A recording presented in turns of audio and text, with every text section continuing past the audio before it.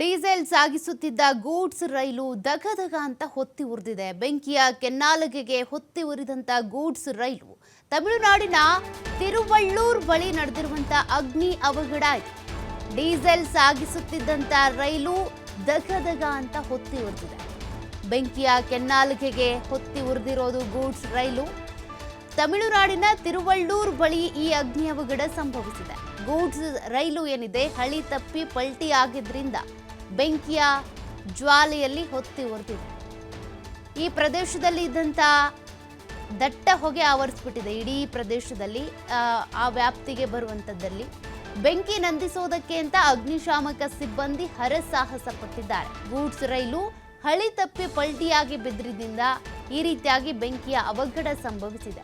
ಬೆಂಕಿಯ ಜ್ವಾಲೆಗೆ ಇಡೀ ಪ್ರದೇಶದಲ್ಲಿ ದಟ್ಟವಾದ ಹೊಗೆ ಆಕ್ರಮಿಸಿಕೊಂಡಿದೆ. ಗಮನಿಸ್ತಾ ಇರ್ಬೋದು ನೀವು ದೃಶ್ಯದಲ್ಲಿ.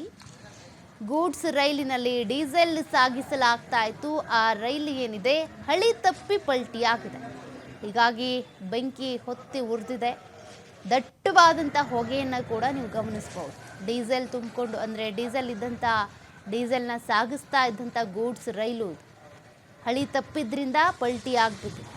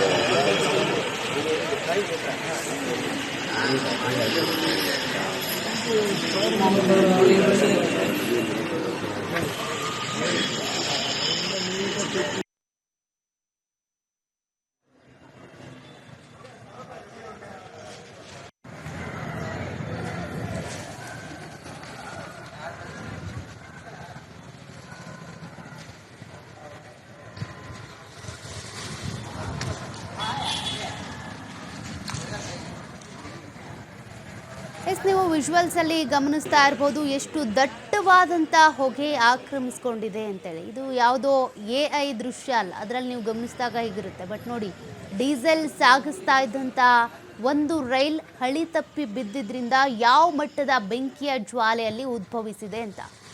ಈ ಒಂದು ಬೆಂಕಿ ನಂದಿಸೋದಕ್ಕೆ ಅಂತ ಹರಸಾಹಸ ಪಟ್ಟಿದ್ದಾರೆ ಅಗ್ನಿಶಾಮಕ ದಳ ಸಿಬ್ಬಂದಿ. ಗೂಡ್ಸ್ ರೈಲು ಪೂರ್ತಿ ದಗದಗ ಅಂತ ಹೊತ್ತಿ ಉರಿದಿದೆ. ಆ ಒಂದು ಪ್ರದೇಶದಲ್ಲಿ ಸಂಪೂರ್ಣವಾಗಿ ದಟ್ಟದಾದ ಹೊಗೆ ಆಕ್ರಮಿಸಿಕೊಂಡಿದೆ. ನೀವು ಗಮನಿಸ್ತಾ ಇದ್ದೀರಾ. ಬೆಂಕಿಯ ಜ್ವಾಲೆ ಅಂತೂ ಮುಗಿಲು ಮುಟ್ತಾ ಇದೆ. ಅಲ್ಲಿ ಅನೇಕ ಜನರು ಸೇರಿದ್ದಾರೆ. ಡೀಸೆಲ್ ಸಾಗಿಸ್ತಾ ಇದ್ದಂಥ ಗೂಡ್ಸ್ ರೈಲ್ ಅಲ್ವಾ ಅದು. ಹಾಗಾಗಿ ಒಂದು ಕಡೆ ಡೀಸೆಲ್ ಇಂಧನ ಇದೆ, ಮತ್ತೊಂದು ಕಡೆ ರೈಲಿಗೆ ಬೆಂಕಿ ಹೊತ್ಕೊಂಡಿದೆ. ಆ ಇಂಧನದಿಂದ ಮತ್ತಷ್ಟು ದುಪ್ಪಟ್ಟು ಆಗಿದೆ ಈ ಒಂದು ಬೆಂಕಿ. ಯಾವ ಮಟ್ಟಕ್ಕೆ ಹೊಗೆ ಕಾಣಿಸ್ಕೊಳ್ತಾ ಇದೆ ನೀವು ಗಮನಿಸ್ತಾ ಇದ್ದೀರಾ. ಗೂಡ್ಸ್ ರೈಲು ಪೂರ್ತಿಯಾಗಿ ಹೊತ್ತಿ ಉರಿದಿದೆ.